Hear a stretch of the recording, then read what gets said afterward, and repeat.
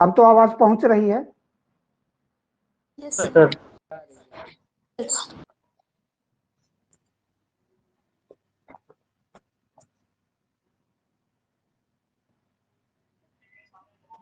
बच्चे जुड़ जाएं, पूरी तरह तो पढ़ा रहे हैं।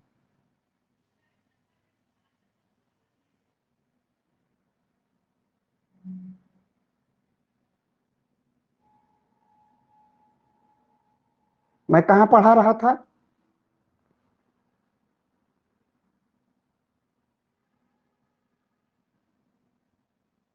आदेश की एकता की परिभाषा लिखवाए थे आप। मैं यही बता रहा था कि अगर एक ही ये निश्चित कर दिया जाए कि एक ही अधिकारी संगठन में आदेश देगा, कोई दूसरा टकराव प्रतिस्पर्धा की स्थिति नहीं होगी और संगठन अपने लक्ष्य को प्राप्त करने में सफल रहेगा। तो ये निश्चित कर दिया जाए कि आदेश एक ही अधिकारी को देने का अधिकार है, तब ऐसी होती है और वहां पर कोई भ्रम नहीं होता है। और जब भ्रम नहीं होता है तो उस अधिकारी के आदेश का पालन पूरे संगठन के कर्मचारी मिलकर करते हैं। आदेश के एकता सिद्धांत की सबसे बड़ी विशेषता होती है, देश की एकता सिद्धांत की सबसे बड़ी विशेषता, आदेश के एकता सिद्धांत की सबसे बड़ी विशेषता और आदर्श स्थिति होती है। आदेश के सिद्धांत की सबसे बड़ी विशेषता और आदर्श स्थिति होती और आदर्श स्थिति होती है और आदर्श स्थिति होती है और आदर्श स्थिति होती है आदर्श स्थिति होती है कि कार्मिक या कर्मचारी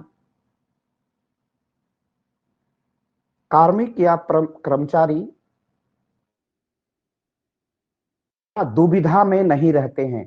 कार्मिक या कर्मचारी भ्रम या दुविधा में नहीं रहते हैं।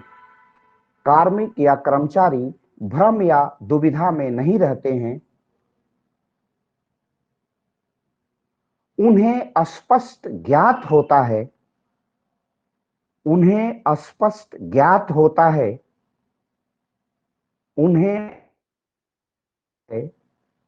कि किस अधिकारी के उन्हें स्पष्ट ज्ञात होता है कि किस अधिकारी के उन्हें स्पष्ट ज्ञात होता है कि किस अधिकारी के आदेश का परिपालन करना है।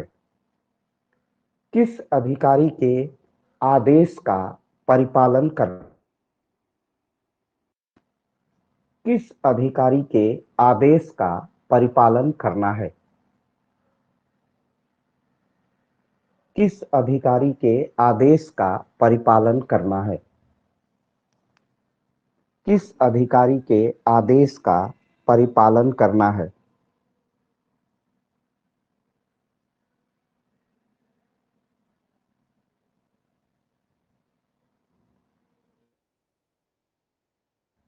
आदेश की एकता के सिद्धांत का सबसे बड़ा लाभांश होता है आदेश की एकता सिद्धांत का सबसे बड़ा लाभांश होता है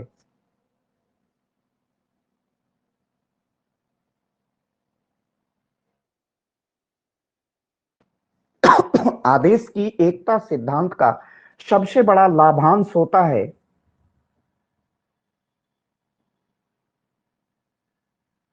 सबसे बड़ा लाभांश होता है कि प्रशासन की कार्यकुशलता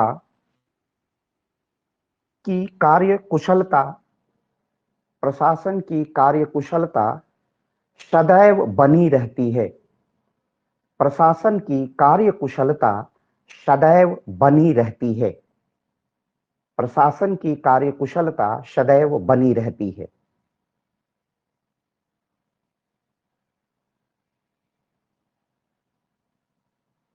अब इसको थोड़ा सा समझ लीजिए, तब हम आगे बढ़ते हैं। जब संगठन में किसी कर्मचारी के सामने यह दुविधा और द्वंद्व नहीं है कि उसके पास सामने दो आदेश हैं, तो किसका पालन करे और किसका पालन न करे, अगर यह द्वंद्व नहीं है, उसे यह भली भांति मालूम है कि हमारे शीर्ष प्रशासनिक अधिकारी ने जो आदेश दिया है उसका हम सबको पालन करना है। जैसे उत्तर प्रदेश के मुख्यमंत्री ने यह आदेश दिया कि कोविड में जितने हमारे कोविड के रोगी हैं, जो कोविड के इस वायरस से, कोविड-19 से परेशान हैं, उसके शिकार हो चुके हैं, उन अधिकारियों, उन ऐसे भारत के नागरिकों, उत्तर प्रदेश के ऐसे नागरिकों को तत्काल चिकित्सा सुविधा उपलब्ध कराई जाए, उन्हें मेडिसिन उपलब्ध कराई जाए। इसमें कहीं पर कोई आदेश, केवल एक आदेश है, कोई भ्रम नहीं है। स्वास्थ्य मंत्री ने कोई दूसरा आदेश नहीं दिया है, स्वास्थ्य सचिव ने दूसरा आदेश नहीं दिया है, जनपद में अगर नागरिक चिकित्सा करा रहे हैं तो जिला अधिकारी ने कोई दूसरा आदेश नहीं दिया है। तो जब आदेश केवल एक है, मुख्यमंत्री का आदेश है कि सारे कोविड-19 से वायरस से प्रभावित जो बीमार लोग हैं उन्हें चिकित्सीय सेवा उपलब्ध कराई जाए, अनिवार्य, इसकी एकता बनी रहेगी। तो अब इसमें क्या होगा, केवल एक आदेश है तो जितने डॉक्टर्स हैं, अब एक ही चीज पर दो आदेश आ गया कि चिकित्सा करिए, तो कहा किसी जिलाधिकारी ने आदेश जारी कर दिया कि हमारे पास सिलेंडर नहीं है, हम सिलेंडर नहीं देंगे, आप सिलेंडर का प्रबंधन करिए। अब दो तरह के आदेश मुख्यमंत्री कह रहे हैं, या मुख्यमंत्री या कैबिनेट सेक्रेटरी का आदेश है कि सभी पीड़ितों को चिकित्सा सुविधा उपलब्ध कराई जाए। दूसरा आदेश आता है कि हम ये चीजें नहीं उपलब्ध करा सकते हैं। अब कर्मचारी के सामने भ्रम उत्पन्न हो गया कि हम किस आदेश का परिपालन करें। और यदि संगठन में यह स्थिति नहीं है, 2-3 आदेश नहीं है, केवल एक ही आदेश निर्गत है, तो कर्मचारी को उस आदेश के पालन करने में किसी प्रकार की दुविधा की स्थिति नहीं होगी। और जब दुविधा की स्थिति नहीं होगी तो वही कर्मचारी, एक ही आदेश है, बहुत सक्षम तरीके से, सक्षम ढंग से अपने कार्यों का संचालन करेगा, अपने कृत्यों का निर्वहन करेगा, अपने जो निर्धारित कर्तव्य हैं उसको पूरा करेगा। क्योंकि भ्रम नहीं है, तो भ्रम जब नहीं है, कर्मचारी अपने कार्य को करेगा, वह यह करे न करे की स्थिति से निकल चुका है, मुक्त हो चुका है। जब वह संशय से मुक्त है, उसके सामने किसी प्रकार का द्वंद्व नहीं है, उसे यही आदेश है कि इस आदेश का पालन करना है, तो कर्मचारी कैसा हो जाएगा, कार्य कुशल होगा। वो एक ही आदेश है, उस आदेश का वो क्या कर देगा, कंप्लायंस कर देगा, पालन कर देगा। तो इसी को कहते हैं आदेश की एकता के सिद्धांत का सबसे बड़ा लाभ, कि उसमें कोई भ्रम नहीं होता है, और जो भी कर्मचारी का आदेश, जो भी अधिकारी, उच्च शीर्ष अधिकारी का आदेश होता है, सारे कर्मचारी उसका परिपालन करते हैं। फिफनर तथा स्मिथ जैसे विद्वानों ने, फिफनर तथा स्मिथ जैसे विद्वानों ने, फिफनर तथा स्मिथ जैसे विद्वानों ने, फिफनर तथा स्मिथ जैसे विद्वानों ने, फिफनर तथा स्मिथ जैसे विद्वानों ने कहा है कि आदेश की एकता अभिप्राय है, आदेश की एकता का अभिप्राय है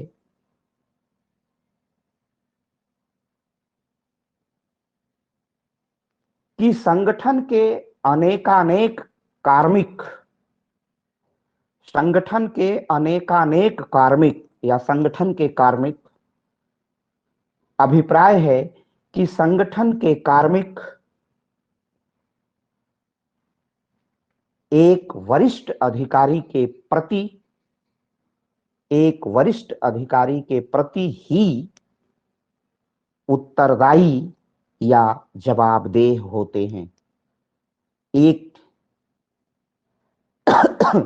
अधिकारी के प्रति उत्तरदायी होते हैं। माने स्मिथ और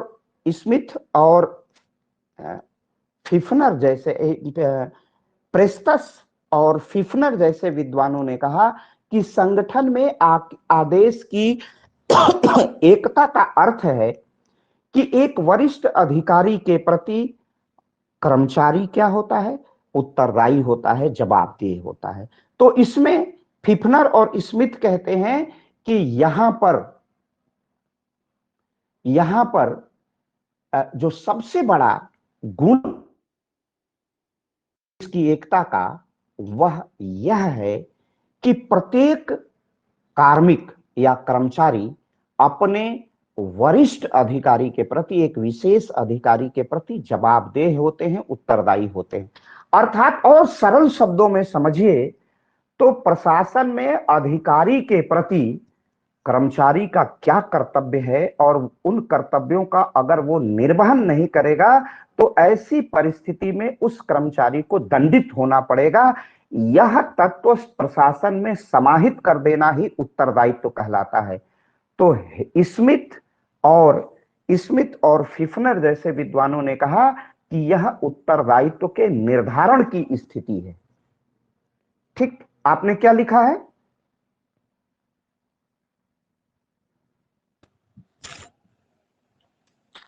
आदेश की एकता का अभिप्राय है कि संगठन के अनेकों अनेक कार्मिक एक विशिष्ट अधिकारी के प्रति ही उत्तरदायी या जवाबदेह होते हैं। Good, very good. स्मिथ और फिफनर महोदय ने स्मिथ और फिफनर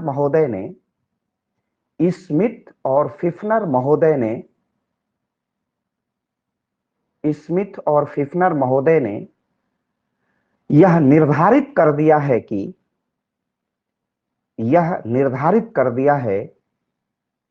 कि संगठन में कार्मिक या कर्मचारी का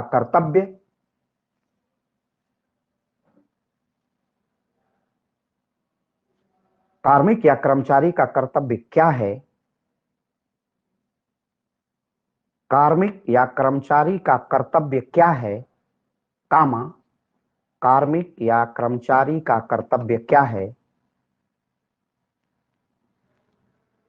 इसे आदेश की एकता कहते हैं। इसे आदेश की एकता कहते हैं। इसे आदेश की एकता कहते हैं। इसे आदेश की एकता कहते हैं।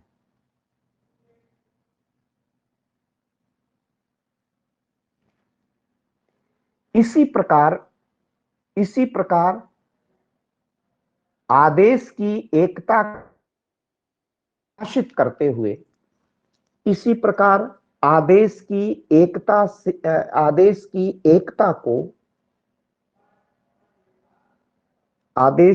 एकता को परिभाषित करते हुए प्रसिद्ध विद्वान हेनरी फेयोल ने कहा है, हेनरी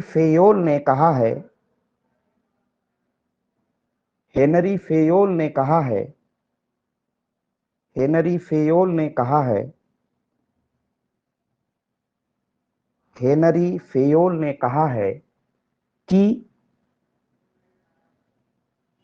किसी भी कर्मचारी को केवल एक ही अधिकारी के आदेश का पालन करना चाहिए।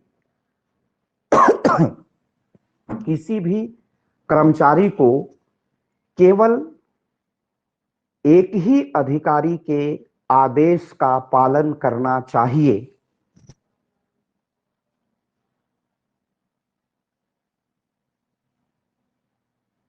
एक अधिकारी के आदेश का पालन करना चाहिए।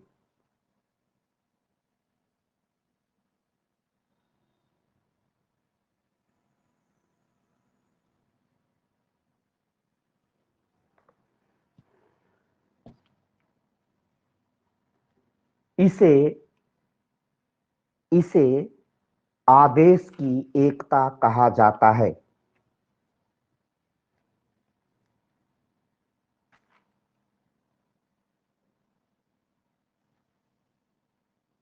इसे आदेश की एकता कहा जाता है। इसे आदेश की एकता कहा जाता है।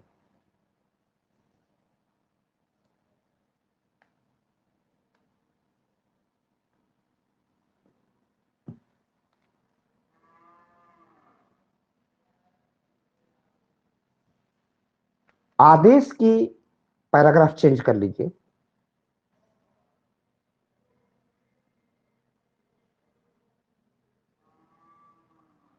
पैराग्राफ चेंज कर लीजिए। फियोल फियोल ने यह समझाने का, हेनरी फियोल साहब ने यह कहने का प्रयास किया है कि किसी भी कर्मचारी को के आदर्श स्थिति यह है कि किसी भी कर्मचारी को संगठन में केवल एक ही प्रशासनिक अधिकारी के आदेश का पालन करना चाहिए। इस बहुत साधारण वाक्य में हेनरी फेयोल कहते हैं कि कार्मिक अपने कर्तव्यों को तभी पूरा कर पाएगा जब उसे एक ही अधिकारी के आदेश का पालन करना हो। अगर उसे भिन्न भिन्न अधिकारी के आदेशों का पालन करना है तो वह अपने कार्य को कुशलता पूर्वक नहीं कर पाएगा। एक बहुत छोटा मैं उदाहरण देता हूं। हमारे घर में पिताजी कहते हैं कि तुम बाजार चले जाओ और जाओ तुरंत ये लेके आओ। माँ ने कहा कि बाजार में जाओ तो तुम ये भी ले लेना। उसमें टाइम टेकिंग वाला ज्यादा का काम है। बड़े भाई ने भी कहा कि जाना तो तुम ये भी कर देना। तीसरे ने कहा, घर के किसी बड़े सम्मानित सदस्य ने कहा कि तुम उधर ही जाना, तो थोड़ा सा उस मार्केट से एक दूसरे जगह पहुंच जाना और जाकर के अमुक दूसरा काम संपन्न कर लेना। एक ही व्यक्ति को अनेक लोगों ने अनेक कार्य संपन्न किए, आवंटित किए हैं और ये कार्य सबने आदेश दिया है कि ये कर दो, ये कर दो, ये कर दो। और सभी उस घर के वरिष्ठ सदस्य हैं। माँ हैं, पिताजी हैं, बड़े भाई हैं, चाचा हैं, ताऊ हैं। इतने आदेश अगर आप ही को घर में कोई मिल जाए तो आप क्या करेंगे? क्या आप सबके कार्य को कुशलता पूर्वक कर पाएंगे? एक रास्ता पूरब दिशा में है तो दूसरा उत्तर में है तो तीसरा दक्षिण दिशा में है। सारे कार्य आपको एक साथ समायोजित करने हैं और सारे कार्य अलग अलग स्वभाव के हैं, अलग अलग प्रकृति के हैं। तो आपके सामने एक घनघोर असुविधा की स्थिति होगी। तो ऐसे में आपकी कार्य कुशलता क्या हो जाती है? प्रभावित हो जाती है। तो इसका लाभ भी है और इसका बहुत घाटा भी है। लेकिन इन सब के बाद भी एक संगठन में, आधुनिक संगठन में, जैसा हम लोग पद सोपान में देख रहे थे, जो प्रशासन पिरामिड की तरह काम करता है, उसमें आदेश की एकता का होना नितांत अनिवार्य है। और इसका अनुपम उदाहरण देखते हैं सैन्य बल में, अर्ध सैन्य बलों में, पुलिस विभाग में, कि आदेश की एकता का कितना बड़ा महत्व होता है।